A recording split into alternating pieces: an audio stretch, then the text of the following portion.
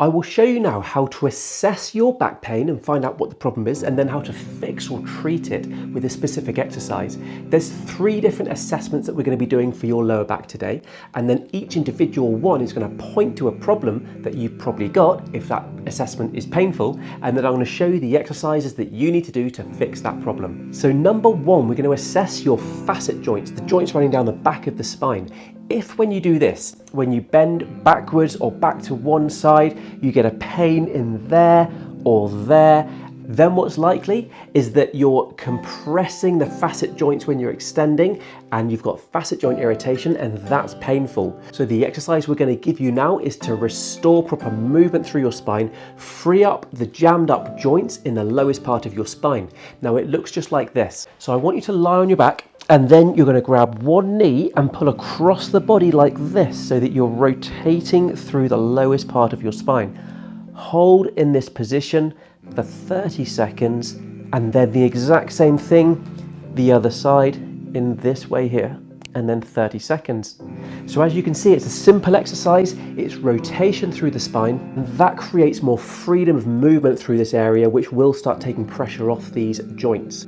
So the second assessment is a bend forwards. If when you bend forwards, you get pain in the back, and especially if you bend to the side, you get a pain in there, but bending backwards is not too bad, then there's a good chance that you've got some sort of disc involvement, a disc prolapse or a disc bulge, because when you're bending forwards with a rounded back like this, you put extra pressure into the disc, and if there's damage there, it's going to feel more painful because it's going to bulge out more.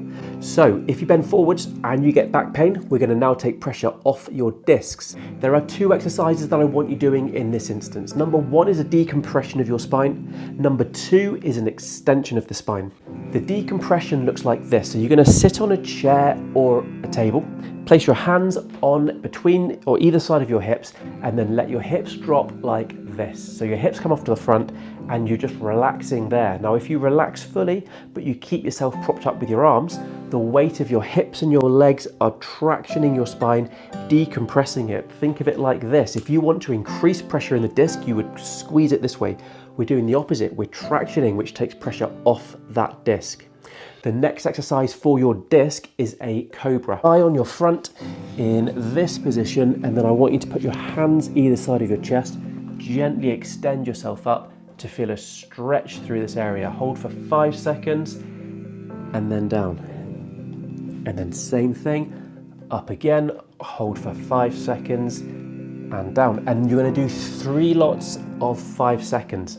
So that is just tractioning and stretching through your spine, again trying to take pressure off those discs.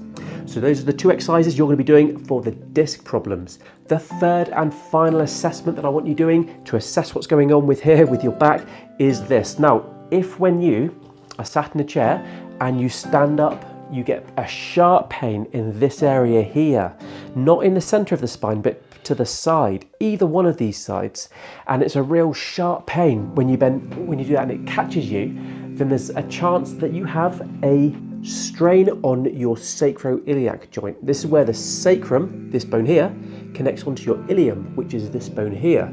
And if you've got a sacroiliac joint problem or dysfunction, what you need to do is you need to stretch the area, but then also do an MET, a muscle energy technique, to really sort of try and realign that joint. I'm going to show you that one now. So lie on your back, and then you're going to grab one knee, the side that's painful. If it's the right side, grab your right knee. I want you to pull up as high as you can and hold for 5 to 10 seconds, and then you're going to push your knee into your hands and hold with the arms. So you're pushing as hard as you can, really, really hard, pushing your knee that way, holding it still, and do that for 10 seconds, and then relax and pull further. And then again, push, push, push, push into your hands, 10 seconds, and relax, and allow your knee to come further.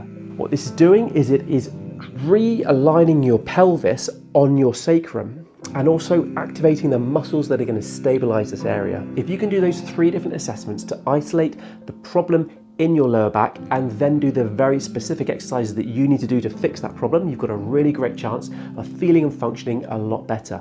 We now need to strengthen your lower back, and we've got a great video either there or there to show you the strengthening exercises that you need to do to get a good, strong, stable lower back.